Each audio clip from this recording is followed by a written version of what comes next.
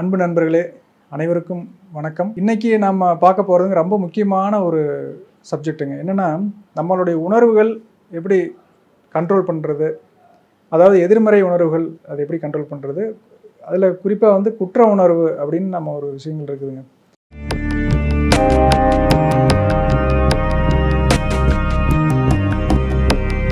அதாவது ஒரு தவறு செஞ்சுருவோம், அதுக்கு வந்து குற்ற உணர்ச்சி. இப்போ ஒரு விபத்து நடத்திடுறேன்னு வச்சுங்களேன், ஒரு காரில் போகிறீங்க, டூ வீலரில் போகிறீங்க, யார் மேலேயோ இடிச்சிருது, அவங்களுக்கு ஏதோ ஒரு பெரிய ஒரு விபத்து நடந்துருச்சு அப்படின்னா அதை நினச்சி ரொம்ப குற்ற உணர்ச்சியாக ஃபீல் பண்ணுறது. அதை தாண்டி மகிழ்ச்சிங்கிற உணர்வை தாண்டி வேறு வரக்கூடிய எல்லா உணர்வுகளும் பார்த்திங்கன்னா எதிர்மறையாக இருக்குது. பொறாமை, கோபம், வருத்தம், இது எல்லாமே ஒரு நம்மளுடைய டோட்டல் எனர்ஜி வந்து வெளியில் எடுத்துகிட்டு போகிற மாதிரி இருக்குது. சரி, இதையெல்லாம் வந்து கண்ட்ரோல் பண்ணிட்டோம்னா ஒரு சக்ஸஸ்ஃபுல்லாக இருக்கிறங்கிறது நமக்கு புரிஞ்சுக்கலாமா இல்லையா? ஒரு வாழ்க்கையில் வெற்றிங்கிறது எதுன்னு யோசிச்சு பாருங்களேன். ஒரு பெரிய கோடீஸ்வரன் ஆகிறதா, இல்லை பெரிய பங்களா வீடு கட்டுறதா, இல்லை கார் வாங்குறதா, இல்லை எதாக இருந்தாலும் யோசிச்சு பாருங்கள். ஒருத்தனுடைய மனநிலை, இன்றைக்கி நம்மளுடைய மனநிலை காலையிலேருந்து சாயங்காலம் வரைக்கும் எப்படி இருந்துச்சு? ஸ்டேபிளாக இருந்துச்சா, இல்லை ரொம்ப ஒரு சோகமாக வருத்தமாக இருந்துச்சா, இல்லை ரொம்ப ஹாப்பியாக நல்லா இருந்துச்சா? அப்போ நம்ம என்ன மாதிரி ஸ்டேட் ஆஃப் மைண்டில் இருக்கிறோம் அப்படிங்கிறத நம்ம வாழ்க்கையினுடைய வெற்றியே தீர்மானிக்கிறதா இருக்குது. இன்னும் வந்து மெய்ஞான ரீதியாக நம்ம அதை பார்த்தோம்னா அது எல்லாமே ஒரு விதையாக இருக்குதுங்கிறாங்க. நீ என்ன மனநிலையோடு இன்றைக்கி இருந்துகிட்ருக்கிற, நம்ம லாக்கர் ஒன்று இருக்குது, அதில் கொண்டு போய் நம்ம தங்கம்லாம் வைக்கிறோம் இல்லைங்களா? அது மாதிரி நமக்குள்ளே ஒரு லாக்கர் இருக்குது, அதில் எதை நம்ம ஸ்டோரேஜ் பண்ணுறோம். நல்ல ஒரு மகிழ்ச்சியான மனநிலை சூழ்நிலைகளை நமக்குள்ள தருணங்களை நமக்குள்ளே ஸ்டோரேஜ் பண்ணோம்னா அது வந்து ஒரு மரங்களாக வளர ஆரம்பிக்கிற மாதிரி. வினை விதைத்தவன் வினையை இருப்பான், திணை விதைத்தவன் திணையை இருப்பான்னு சொல்கிறாங்க இல்லைங்களா? அந்த மாதிரி நமக்குள்ளே வினையவே விதைச்சிட்டு இருக்கிறேன்னு வச்சுங்களேன், அவன் கெட்டு போயிடணும், அவன் நல்லா இருக்கக்கூடாது, அவன் நாசமாக போயிடணும் அப்படின்னு சொல்லி நம்ம அடுத்தவங்களுக்கு நம்ம சாபம் விடுறதான் நினைக்கிறோம். இது என்னென்னா, முதல் வந்து எங்கேருந்து வருதோ அவங்களுக்கு தான் அது நடக்கும். இப்போ நம்ம எண்ணத்துக்குள்ளே இருக்குது, நம்ம வாயில் வருது அந்த வார்த்தை. அப்போ எண்ணம் வந்து சுத்தமாக இல்லை, அது சுத்தமில்லாத வார்த்தையாக வருது, செயலும் சுத்தம் இல்லாமல் போகுது. அப்போ நல்ல எண்ணம், நல்ல சொல், நல்ல செயல், அப்போ என்ன ஆகும்? நல்ல பலன் நமக்கு கிடைக்கும். சரி, இப்போ வந்து நம்ம குற்ற உணர்ச்சி நம்ம எப்படி நம்ம கிளியர் பண்ணுறது? ஒரு தவறு நடந்து போச்சு, அதுக்கு என்னங்க ரொம்ப வந்து மன்னிப்பு நம்ம கேட்குறோமா? ஃபஸ்ட்டு யோசிச்சு பாருங்கள். நம்மளை நாமளே மன்னிக்கிறதுங்கிறது ஒரு விஷயம் இருக்குது.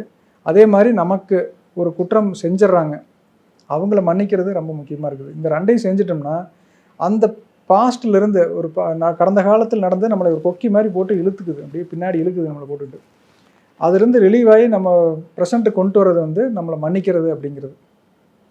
இந்த மன்னிக்கிறது அப்படிங்கிறது வந்து நம்ம நிறைய கேள்விப்பட்டிருப்போம், ஆனால் வந்து இதை நடைமுறை நம்ம படுத்துறது இல்லைங்க. நம்ம தமிழில் வந்து இல்லாத பழமொழிகளும் இல்லை, இல்லாத விஷயங்களும் இல்லை.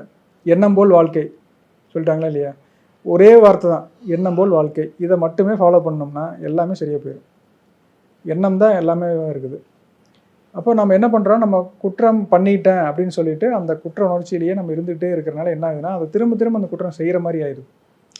ஒரு டைம் சம்பவம் நடந்ததை நம்ம நினச்சி திரும்ப உருவாக்குறதையே. அப்போ அதுக்காக என்ன பண்ணணும்னா, நம்மளே நம்ம மன்னிக்கிறோம். இல்லை ஒருத்தவங்க நம்ம வாழ்க்கை துணை இல்லை வந்து குழந்தைகள் ஏதோ ஒரு தவறு செஞ்சிடறாங்க, அந்த குற்றத்தை அவங்கள மேலும் திரும்ப சொல்லி காட்டி, நீ இப்படி பண்ணிட்டே, நீ இப்படி பண்ண வந்தானே அப்படின்னு சொல்லி திரும்ப அவங்கள சொல்லி காட்டாமல் மன்னிச்சு விட்றோம் நம்ம. அப்போ வந்து இந்த மன்னிக்கிறது அப்படிங்கிறத நம்ம செய்யும் பொழுது அதை விட்டு நம்ம கில்ட்டி ஃபீலிங் விட்டு வெளியில் வர்றோம். அதே மாதிரி நம்ம மகிழ்ச்சி உணர்வை தாண்டி வேறு என்னென்னலாம் இருக்குதோ அது எல்லாமே நமக்கு வேண்டாதது, நம்ம உடலுக்கு ஆகாத பொருள் அப்படிங்கிறத புரிஞ்சுட்டு நம்ம மைண்டை வந்து பாசிட்டிவாக வச்சுருக்கிறது எப்படி. அப்போ எதிர்காலத்தை பற்றின ஒரு கனவு, ஒரு திட்டம் உருவாக்கிட்டோம்னா நம்மளுடைய எனர்ஜி ஃபோக்கஸ் ஃபுல்லாக அதுக்கு போகுங்க. இல்லைன்னா என்ன ஆகும்னா, இந்த மாதிரி வேண்டாத விஷயங்கள் பேசுகிறது, சும்மா இந்த புரணி பேசுகிறேன்னு சொல்கிறாங்களே, இந்த காசிப் பண்ணுறது, பக்கத்து வீட்டில் பேசுகிறது, கூட ஆஃபீஸில் இருக்கிறவங்கள பேசுகிறது, வேற ஒருத்தர் இல்லாத மூணாவது மனுஷனை பற்றி தப்பாக பேசுகிறது, இது ரொம்ப மோசமான ஒரு ஹேபிட்டுங்க. 2 பேர் நம்ம இருக்கிறோம்னா, இன்னொருத்தரை பற்றி நம்ம பேசுகிறோம்னா அது வந்து எதிர்மறையான விஷயங்களாக இருக்கக்கூடாது, நேர்மறையானதாக இருக்கணும், அதாவது பாசிட்டிவான விஷயங்களாக இருக்கணும். இது ஒரு பேசிக் ஃபார்முலாவை நம்ம ஃபாலோ பண்ணோம்னா நம்ம மேலேயே நம்மக்கிட்ட பேசிகிட்டு இருக்கிறவங்களுக்கு ஒரு மரியாதை வரும். நீங்கள் நினச்சி பாருங்கள், நீங்கள் ஒரு நபர்கிட்ட இன்னொருத்தரை பற்றி தவறாக பேசிகிட்டு இருக்கிறீங்க, அப்புறம் இவர் என்ன நினைப்பார், நம்மளை பற்றி இப்படி வெளியில் போனால் இப்படி தானே பேசுவான் அப்படிங்கிற ஒரு எண்ணம் வருதா இல்லையா? அந்த மாதிரி நம்மளுடைய பேச்சு என்னவாக இருக்குது. இப்போது ஒருத்தர் என்னவா பார்த்தீங்க அதை தான் நீங்கள் பேசுகிறீங்க, ஒருத்தவங்களை பாசிட்டிவாக பார்த்துருந்தீங்கன்னா பாசிட்டிவாக பேசிகிட்டு இருப்பீங்க. அப்போ அதை பார்க்குறதுக்கு முதல்ல நமக்குள்ளே அந்த பாசிட்டிவிட்டிங்கிறது இருக்கணும். அப்போ உள்ளே வந்து ஃபுல்லாக நம்ம நெகட்டிவ் டம்ப் பண்ணி வச்சுட்டு வெளியில் இருக்கிறவங்கள பூரா நெகட்டிவாகவே பார்க்குறது, இந்த உலகத்தையே நெகட்டிவாக பார்க்குறது, உலகத்தில் எல்லோரும் மோசம்னு சொல்கிறது. இப்போ யாரெல்லாம் வந்து நம்ம இருக்கிறது எல்லாத்தையும் ஒவ்வொருத்தரை பற்றி பேசும்பொழுது நெகட்டிவாக பேசிட்டு இருக்கிறாங்களோ அவங்களுக்குள்ள ஃபுல்லாக நெகட்டிவ் தான் இருக்குது. அப்போ எதிர்மறை விஷயங்களை தூக்கி வெளியில் போட்டுட்டு நம்ம வந்து இந்த குற்ற உணர்ச்சி, இந்த வேண்டாத உணர்வுகளை எல்லாம் தூக்கி போட்டு நம்ம மகிழ்ச்சியான ஒரு மனநிலைக்கு வந்தோம்னா நம்மளுடைய எண்ணம் வந்து பியூரிட்டியே மாற ஆரம்பிக்குது. அதுக்கு தகுந்த மாதிரி பேச்சு வர ஆரம்பிக்குது. நம்மளுடைய இந்த 2 ஆள் தாங்க, 3 ஆள் இருக்கிறாங்க மொத்தமாக, எண்ணம் சொல் செயல் அப்படிங்கிறது. இந்த 2 ஆள் கரெக்ட் ஆகிட்டாங்க அப்படின்னா 3ஆவது ஆள் கரெக்டாக நார்மலாக வந்துடும்.